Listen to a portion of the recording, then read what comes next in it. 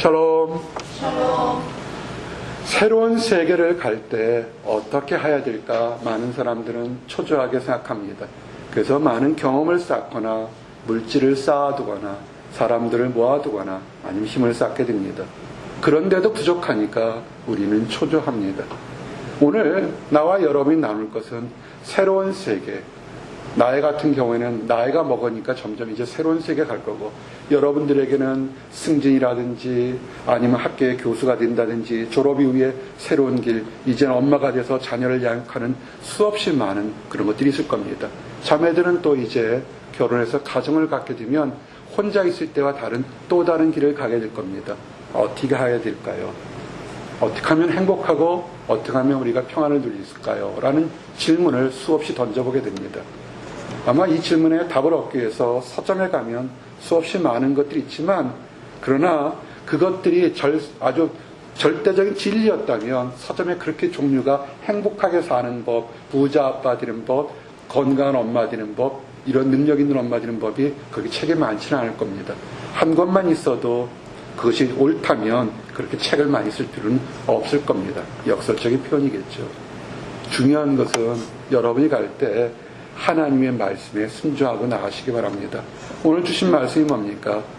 여호수아가 이제 40년 만에 가나안 땅에 들어갈 때 정말 초조했습니다. 왜냐하면 그 당시 고대사에서 전 세계 가장 강력한 나라가 애굽, 이집트였습니다. 신이었고 누구도 덤빌 수 없는 나라에서 수백만의 사람들이 싸움하지 않고 애굽에서 이렇게 나왔습니다. 모세라는 불세출의 지도자와 아론이라는 말씀을 전하는 사람들과 함께 그들이 나왔습니다. 1, 2주, 3, 4주면 갈 수 있는 젖과 꿀이 오른 현재 이스라엘 땅에 갈 수 있는데, 그들은 수없이 많은 기적과 이적을 보면서도 불순종했습니다. 불만을 표현해서, 그래서 그들은 40년 동안 광야에서 살게 되었습니다. 근데 문제는 불세출의 지도자 모세도 나이가 먹어서 죽어버렸습니다. 그때 40년 전에 나왔던 사람들도 하나님의 벌을 받아서 가나안 땅에 가지 못하고 그들도 다 죽어버렸습니다. 나이가 먹어서 죽었죠. 이제는 광야에서는 불만을 표현하지 않던 어린 사람들과 광야에서 다시 태어난 40대의 많은 사람들이 태어났습니다. 숫자가 늘었겠죠. 문제는 가나안 땅, 젖과 꿀이 흐르는 비옥한 땅에 들어가야 되는데 모세처럼 지도자도 없고 이미 이스라엘의 12지파들은 서로 치고받고 싸우고 항상 분쟁에 놀려내 있는데 그냥 광야에 있는 것이 아니라 가나안 땅에 들어가라는 것입니다. 한번 저를 보십시오. 40년이라는 시간이 지났으니까 가나안 땅에 있는 수많은 나라들도 이스라엘 백성에 대해서 알았을까요? 몰랐을까요? 알았을 겁니다. 그리고 그들의 목적지가 어딘지를 알았을까요? 몰랐을까요? 알았을 겁니다. 이방 백성들도 자기가 있는 이 풍요한 젖과 꿀이 흐르는 땅에 이스라엘 백성들이 쳐들어올 것을 알았습니다. 몇 년 동안? 40년 동안 알았습니다. 그래서 그들은 40년 동안 이스라엘 백성들이 침략할 걸 준비해서 그들도 아주 튼튼한 성들을 쌓았습니다. 자, 그런데 모세라는 불세출의 지도자, 하나님의 말씀을 보고 바다를 가르는 그런 능력 있는 지도자가 있었을 때는 모르겠지만 그 지도자도 죽고 많은 하나님의 제사장도 죽고 난 다음에 그 밑에 여호수아는 현대말 표현 참모형 인간처럼 소심하고 때로는 섬세하고 때로는 한 곳에 머물길 좋아하고 불같은 성격보다는 온유한 여호수아가 어떻게 이렇게 서로 자기 잘났다는 사람들이고 어떻게 저 가나안 땅에 가겠습니까? 우리에게 한번 적용을 해봅시다. 여러분들이 있을 때는 여러분을 사랑하는 부모님이 계셨을 거고 또는 할아버지, 할머니, 물질이나 환경이나 많은 것들이 여러분이 보호되어서 여러분이 다른 곳에 가더라도 크게 문제가 없었을 겁니다.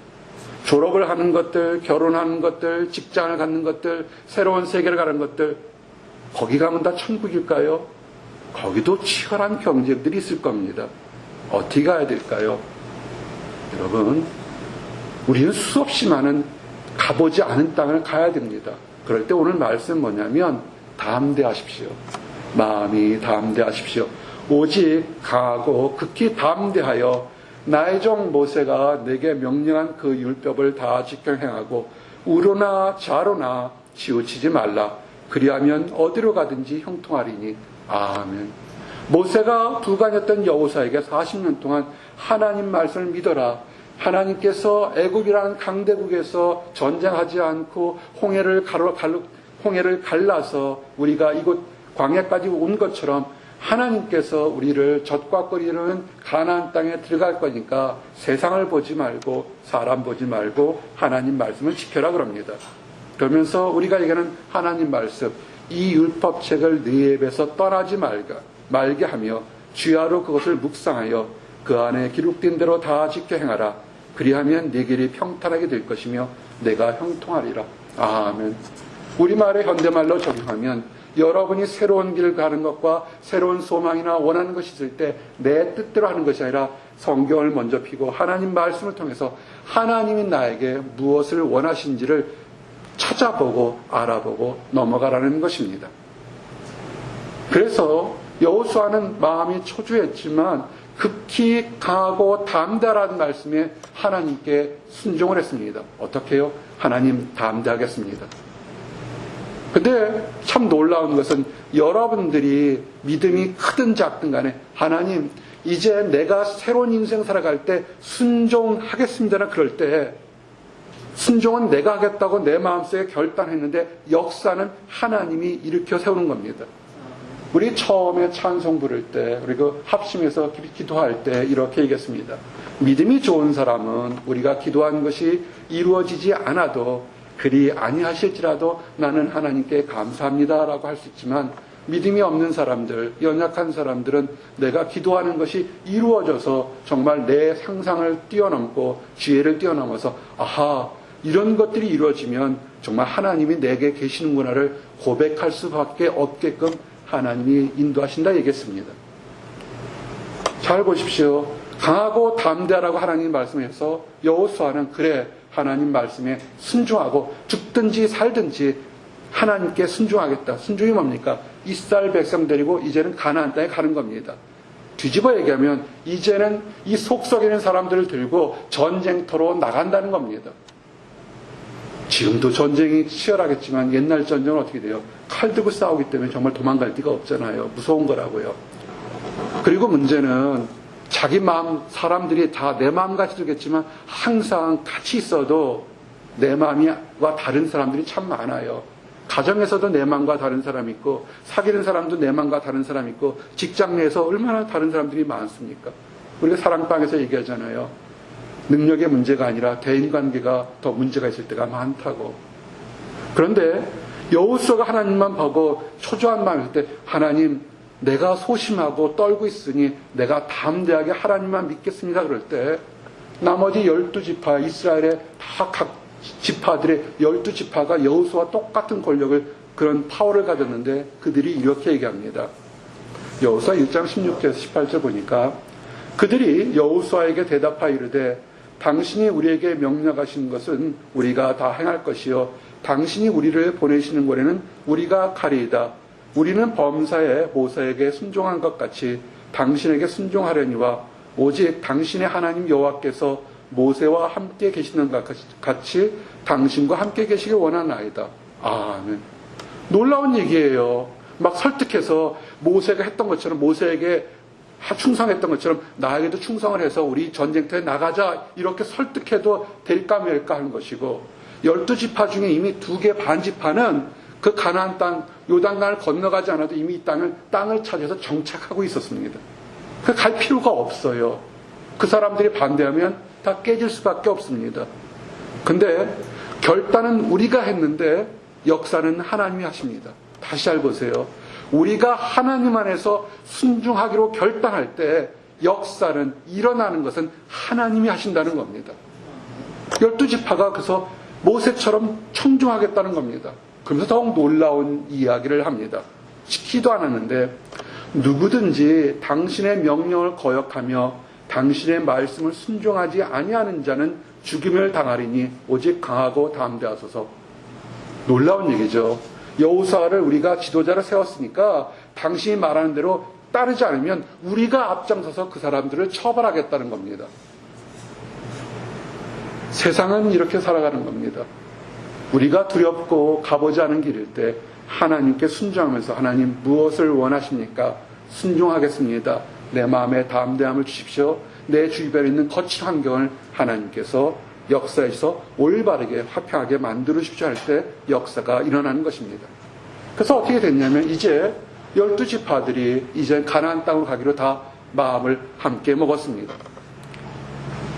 근데 참 놀라운 것은 전쟁터로 가는 거잖아요. 근데 하나님은 천둥과 번개를 치거나 천사들을 보내서 그 가나안 땅에 있는 다른 백성들을 치게 시킨 것이 아니라 하나님은 특이한 방법을 씁니다.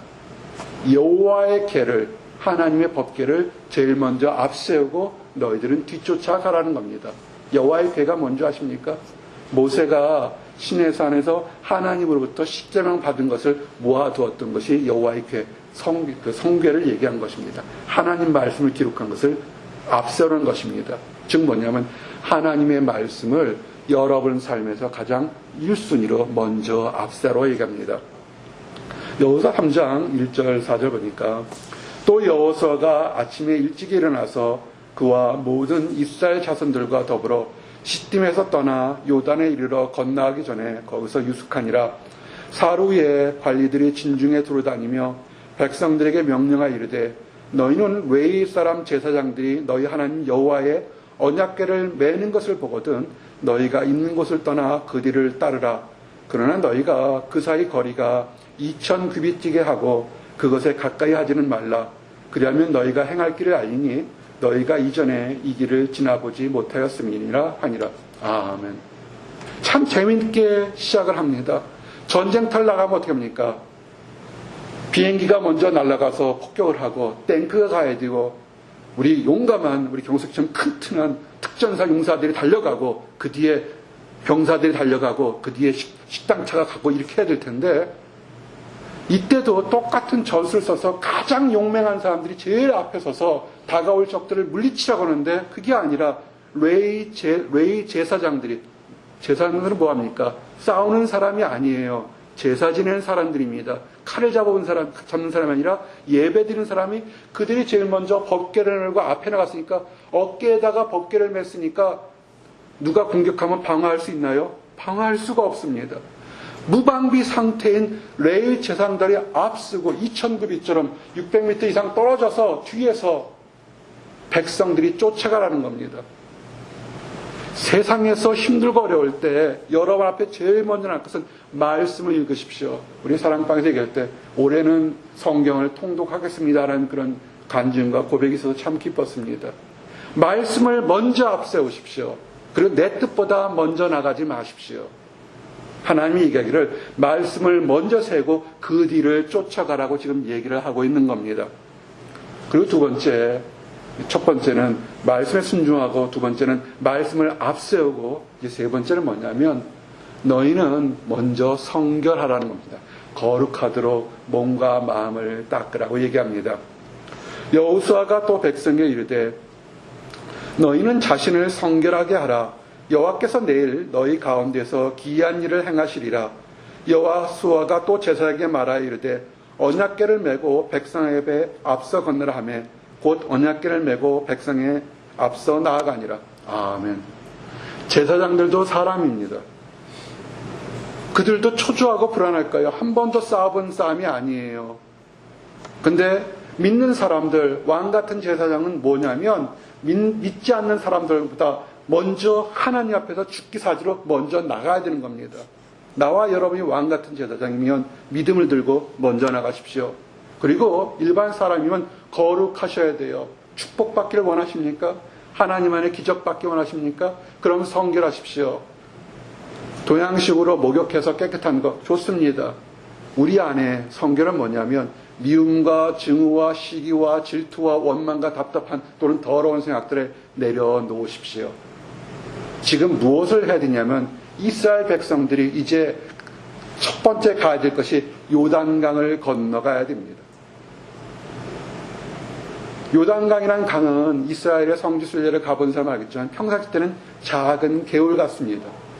그런데 이게 지금처럼 비가 오게 되면 엄청난 강물이 빠르게 흘러갑니다. 이걸 잘 이해가 안 되시면 유튜브나 이런 곳에 보게 되면 아리조나나 사막이나 미국 내에서 이 비가 와서 요단 강물이 갑자기 비가 내렸을 때 그 범람이 엎드린 이 플러딩에 대한 그런 유튜브가 굉장히 많이 있습니다. 정말 무서워요. 카메라 영상 시작은 먼 발치에 산을 보여주는데 아무것도 없어요. 옆에 선인장이나 나무들이, 마른 나무들이 있어요. 근데 갑자기 어서부터 큰 물소리가 나면서 또 마른 땅에 위에 상류에서 홍수가 진 것을 물이 밀려 내려오는데 정말 피할 틈이 없이 엄청나게 흘러내려간 것을 보게 됩니다. 요단강이 그렇습니다. 보통 때는 아주 작은 개울 같지만 모맥 때 보리를 수확할 때는 물이 무척 많아서 건너갈 수가 없습니다. 근데 건너갈 수 없는데 하나님 뭐라 하냐면 지금 그것을 법결만 제사장들이 먼저 앞서고 백성들이 쫓아가라는 겁니다. 정상적인 방법은 어떻게 할까요? 다리를 놔야 되겠죠. 그죠? 다리를 놓고 넘어가고 다리를 놓기 위해서 가장 용맹한 사람들이 먼저 가서 또 그 진을 쳐서 다리를 지켜야 되고 후에 안전하게 다리를 넘어가야 될 겁니다. 현대 전투는 그렇습니다. 강이 있으면 가장 용맹한 군사들이 낙하산을 타거나 몰래 그 강을 건너서 그 땅을 지킨 다음에 다리를 놓고 그 뒤에 탱크나 군대들이 넘어가서 싸우게 됩니다. 근데 전혀 상식이 안 맞아요. 지금 상식이 안 맞는 얘기들을 여러분이 하고 있는 겁니다. 여러분이 새로운 곳에 가면 행복하게 살게 되면 학위를 받고 굉장히 많은 월급을 받고 좋은 남편을 얻고 좋은 아내를 얻고 좋은 환경 속에 있어서 그래서 넉넉하게 가서 새로운 땅 가서 내가 형통할 거라고 생각하는데 하나님은 우리에게 뭐냐면 믿음을 들고 하나님 말씀을 먼저 들고 거룩한 다음에 나가라는 겁니다. 세상적인 방법과 우리 하나님 말씀 완전히 지금 엉뚱하게 달라가고 있습니다. 근데 성경은 이렇게 얘기를 합니다. 믿음의 제사장을 믿고 제사장들은 하나님을 믿고 나가라는 겁니다. 그때 표현은 뭡니다. 여호수아 3장 7절 9절 보니까 여호와께서 여호수아에게 이르시되 내가 오늘부터 시작하여 너를 온 이스라엘 목전에서 크게 하여 내가 모세와 함께 있었던 것 같이 너와 함께 있는 것을 그들이 알게 하리라. 너는 언약궤를 맨 제사장들에게 명령하여 이르기를 너희가 요단 물가에 이르거든 요단에 들어서라 하라. 여호수아가 이스라엘 자손에게 이르되 이리 와서 너희의 하나님 여호와의 말씀을 들으라 하고. 아멘. 여러분 어떻게 생각하십니까? 여러분의 판단은 지금 미쳤다 소리가 나와야 돼요. 어떻게 정상적인 판단입니까? 강물이 요단 강물이 흘러가고 있는데 다리도 없고 배도 없는데 제사장들에게 먼저 말씀을 들고 법궤가 작으면 모르겠지만 어깨에 메고 수영할 수도 없어요. 백궤를 메고 제사장을 메고 그 철철 흐르는 요단 강물에 발을 담그라는 겁니다. 그리고 이스라엘 백성들에게 하나님 말씀을 들으라는 겁니다. 이거는 우리에게 똑같습니다.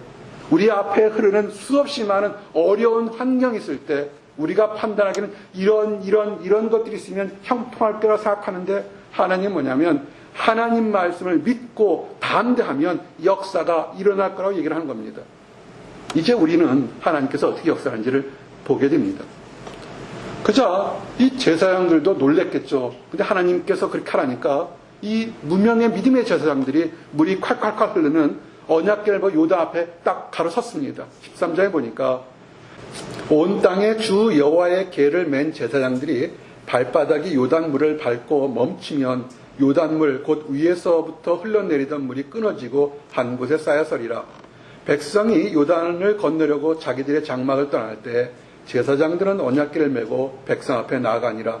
요단이 곡식 거둔 시기에는 항상 언덕에 넘치더라.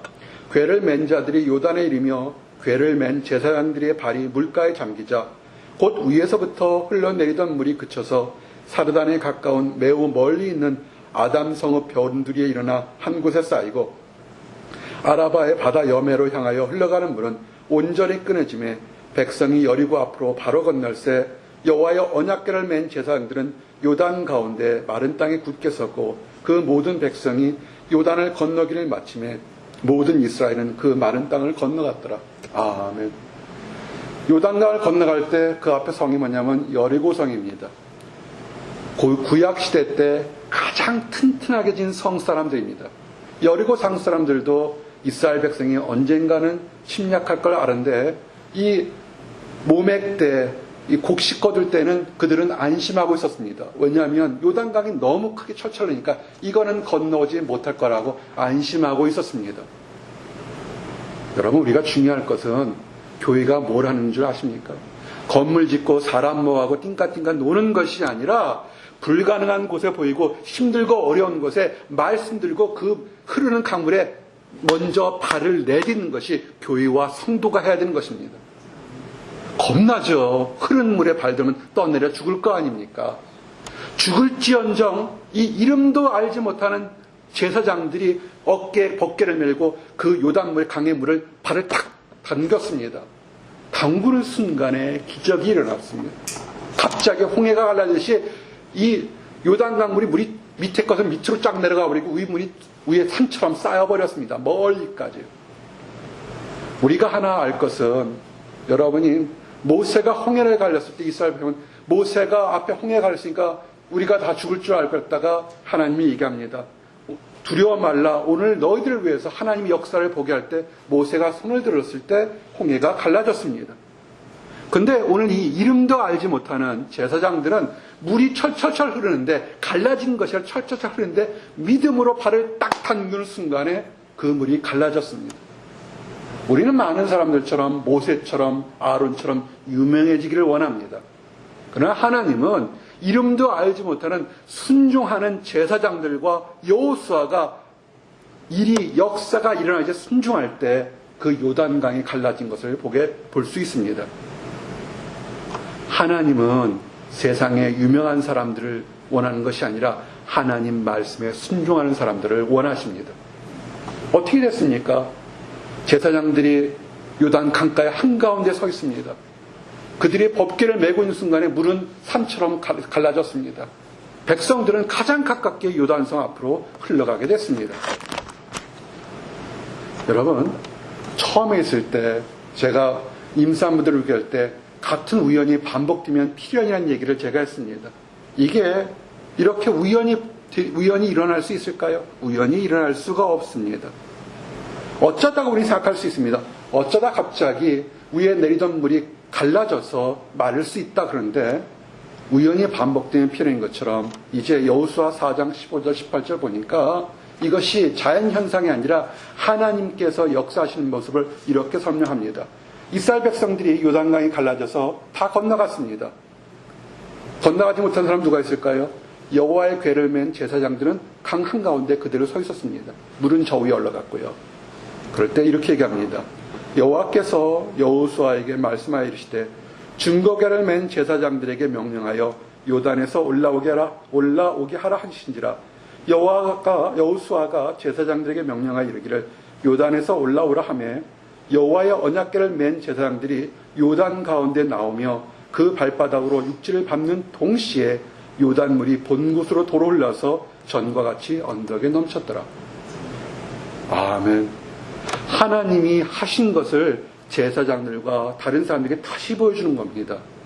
우연의 일치로 요단강이 마른 것이 아니라 제사장들의 믿음으로 물을 담그는 순간에 요단강이 갈라졌고 그들이 모든 이스라엘 백성들이 건너갈 때까지 믿음의 제사장들은 하나님을 보고 하나님만 바라고 강 한가운데 있습니다. 만약에 물이 다시 내려오면 어떻게 하겠습니까? 제사장들은 죽을 수밖에 없죠. 익사할 수밖에 없죠. 믿는 제사장들의 역할은 뭔지 아십니까? 죽으면 죽으리라 하고 그 강 한가운데서 하나님 말씀만 들고 하늘을 쳐다보는 겁니다. 그럴 때 우리 하나님 함부로 하지 않으셔요. 어떻게 하냐면 제사장들 보고 이제 수고했으니 물 밖으로 나오라 해서 그들이 요단강을 타박타박 건너서 육지로 내딛는 그 순간에 물이 다시 예전과 똑같아진 겁니다. 우연히 반복되면 필연입니다. 여러분들 나와 이렇게 만나는 것이 우연히 만날 것 같습니까? 그렇지 않습니다.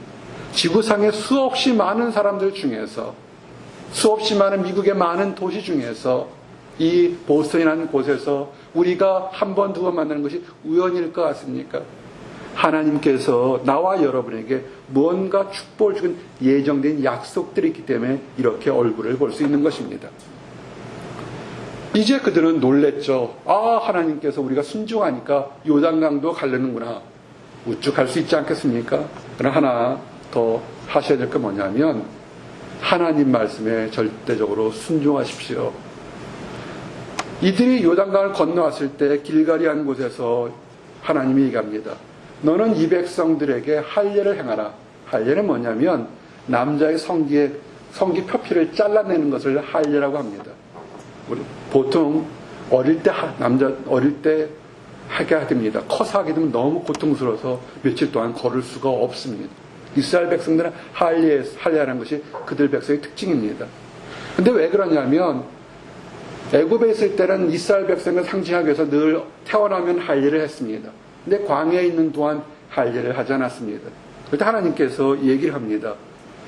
부싯돌로 칼을 만들어 모든 싸울 수 있는 사람들을 할례하라. 자, 이거 넌센스입니다. 남자들은 할례 받으면요, 옛날처럼 진통제가 없기 때문에 걸을 수가 없어요. 가장 중요한 부위를 표를 잘라버렸다고요. 그럴 때 만약에 적들이 알고서 지금 다들 끙끙 앓고 있다면 어떻겠습니까? 아주 쉽게 싸워서 이길 수 있는 거예요.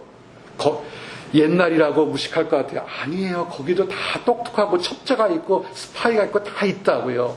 지금 그들이 첩자들이 봐서 갑자기 철철히도 요단강의 한순간에 갈라졌다 다시 합친 것도 다 보고했을 거라고요. 근데 하나님께서 뭐냐면 또 우연이 아니라 필연을 보여준 게 뭐냐면 남자들이 싸울 수 없을 때 너희들이 하나님의 모습이라는 것을 행하라는 것입니다. 그러면서 여호수아 5장 9절에 그들이 순종했을 때 이렇게 됩니다. 또 그 모든 백성에게 할례를 행하기를 마침에 백성이 진중 각 처소에서 머물며 낫기를 기다릴 때 여호와께서 여호수아에게 이르시되 내가 오늘 애굽의 수치를 너희에게서 떠나가게 하였다 하셨으므로 그곳 이름을 오늘까지 길갈이라 하느니라. 아멘. 오늘 나와 여러분이 길갈에서 만나기를 원합니다. 여러분을 둘러싼 수치스러웠던 것들, 답답한 것들이 있습니까? 그것에서 떠나가기를 원합니다. 수치스러운 것, 답답한 것, 우리는 거룩해지라고 얘기했습니다. 하나님의 축복을 받으려면 마음속에 미움과 증오와 원망을 내려놓으라고 했습니다. 우리 안에 수치가 있습니다. 하나님의 백성을 거듭났는데도 여전히 옛 모습처럼 사는 사람들이 있습니다. 나는 하나님을 믿어요. 나는 교회를 다녀요. 나는 구원의 확신이 있어요. 하지만 여전히 옛 모습이 있으면 이제 영적인 할례, 하나님 안에서 새롭게 태어나서 부끄러움에서 벗어났다는 확신을 갖는 나와 여러분이 되기를 원합니다. 아멘. 그들이 그래서 근데 가장 부끄러울 때, 가장 힘들 때 누가 지켜주셨습니까? 하나님이 지켜줘서 누구도 여리고성 사람들이 침략하지 않았습니다. 기적입니다. 여러분이 힘들었을 때, 내가 이곳에서 보스턴에서 너무 힘들어서 정말 하루라도 빨리 떠나고 싶었을 때 하나님은 여러분들에게 여러분 눈에 보이는 천사들, 사람들을 보내줘서 얘기를 듣게 하고 눈물을 같이 흘리게 하고 토닥거리게 하고 하나님 말씀을 나눌 수 있도록 보호해 준 겁니다. 이제 우리가 새로운 곳에 나갈 때 길갈에서 승리하십시오. 우리의 수치가 벗어진 곳으로 가기를 원합니다. 우리가 수치가 벗어져서 가는 것이 뭐냐면 여리고성, 세상적으로는 난공불락의 성으로 갔습니다. 근데 여기 한번 또 하나님은 새로운 명령을 합니다. 이제 이스라엘 자손의 말미암아서 여리고성이 굳게 닫혔습니다. 넘어올 수 없을 것 같다는 요단강을 건너서 왔고 누구도 생각지 못하게 그들은 소리 없이 어머나게 여리고성에 진침을 가게 됐습니다. 근데 하나님은 이렇게 얘기합니다. 여호수아 6장 3절에 보니까 너의 모든 군사는 그 성을 둘러 성 주위를 매일 한 번씩 돌되 엿새 동안을 그리하라. 제사장 7번 7 양각 나팔을 잡고 언약궤를 앞에서 나아갈 것이요 7째 날에는 그 성을 7번 돌며 그 제사장들은 나팔을 불 것이며 제사장들이 양각 나팔을 길게 불어 그 나팔 소리가 너에게 들릴 때 백성은 다 큰 소리로 외쳐 부를 것이라. 그리하면 성벽이 무너져 내리니 백성이 각기 앞으로 올라갈지니라. 아멘. 여리고성이 있으면 어떻게 합니까? 긴 사다리를 만들거나 투석기를 만들어서 공략을 해야 되는데 그것이 아니라 제사장이 법궤를 메고 백성들이 성을 이렇게 하루에 한 바퀴씩 돌게 하는 겁니다.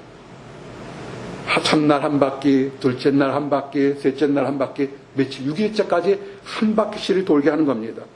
그러면서 얘기를 합니다. 백성들에게 너희들이 제사장 앞에 들어갈 때 외치지 말라고 합니다. 10절에 보니까 여호수아가 백성에게 명령하 이르되 너희는 외치지 말며 너희의 음성을 들리게 하지 말며 너희 입에서 아무 말도 내지 말라. 그리하다가 내가 너희에게 명령하여 외치라 하는 날에 외칠지니라. 아멘. 6일 동안 백성들이 아무 말도 하지 않고 제사장 뒤만 쫓아갑니다.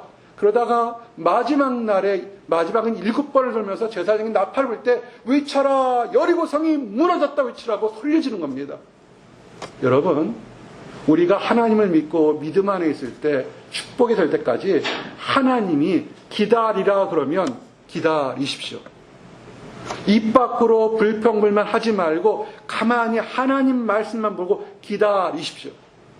그럼 마지막 날에는 어떻게 됩니까? 하나님 할렐루야, 하나님 우리에게 응답해 주셔서 감사하는 찬양과 기쁨이 넘치는 소리가 튀어나오기를 원합니다. 그들이 6일 동안 침묵하며 갑니다. 성에 있는 사람들이 봤을까요? 안 봤을까요? 다 보고 있어요. 화살을 쏠 줄 알았는데 그들은 아무 소리 안 하고 돌고 다닙니다. 근데 마지막 날에 그들이 성을 둘렀을 때 7번 돌고 여리고 성아 무너져라 칠 때 그 성이 그냥 저절로 무너져 버렸습니다. 그래서 이스라엘은 아주 손쉽게 승리할 수 있게 됐습니다. 사랑하는 성도 여러분, 오늘은 여기까지 말씀을 정리합니다. 우리가 가보지 않은 땅, 상당히 어려운 앞으로의 미래의 세계를 가게 됩니다. 어떻게 하시겠습니까? 좋은 학이나 명성이나 업적이나 물질이나 사람을 얻어서 그것을 들고 든든한 마음으로 가시겠습니까?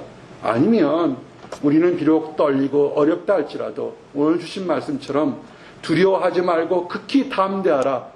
내가 명령한 것이 아니냐. 하나님이 명령하니까 담대하게 하나님 말씀만을 앞세우고 믿고 나가라. 그러면 하나님께서 새로운 길을 열어주신다는 것을 믿고 나가시겠습니까? 그리고 거룩하십시오. 우리 길갈에서 수치를 다 잊어버렸던 것처럼 우리가 믿는다 하면서도 우리는 과거에 있었던 아프고 더럽고 슬픈 상처를 끌고 갈 때가 많습니다. 오늘 내려놓으십시오. 부싯돌로 칼로 잘라버린 것처럼 오늘 여러분 결단하셔서 하나님의 칼로 잘라서 다시는 추하고 다시는 생각하고 싶지 않던 과거를 잘라버리시고 축복의 땅으로 가시기를 원합니다. 기도하시겠습니다. 하나님 감사합니다. 순종의 사람 여호수아의 모습을 통해서 우리가 어떻게 나가야 되는지를 깨닫게 하심 감사합니다. 우리의 판단으로 우리의 능력으로 부족한 것이 너무 많음을 고백합니다. 아버지 하나님 말씀만을 믿으며 하나님 안에서 침묵하며 하나님 안에서 찬양하며 한 걸음 한 걸음 나갈 때 하나님께서 길을 형통하도록 인도하여 주시옵소서. 이 형통한 모습을 보며 아버지 하나님께서 이 땅의 주인 되심을 모든 사람들이 고백하고 찬양하며 경배하도록 인도하여 주시옵소서. 아직 하나님을 알지 못하는 사람들, 안다고 하면서 자기 신념으로 달려가서 힘들고 아파하는 사람들이 있으니까 이제는 그 자리에서 멈춰서서 하나님께서 그들을 사랑해서 얘기하는 적고 세밀한 음성을 듣고 이젠 축복의 땅으로 돌아오도록 인도하여 주시옵소서. 함께 사랑을 발견한 우리가 그들을 사랑의 손으로 잡고 함께 갈 수 있도록 허락하여 주시옵소서. 늘 감사드리옵고 예수 그리스도를 받들어 기도드렸습니다. 아멘.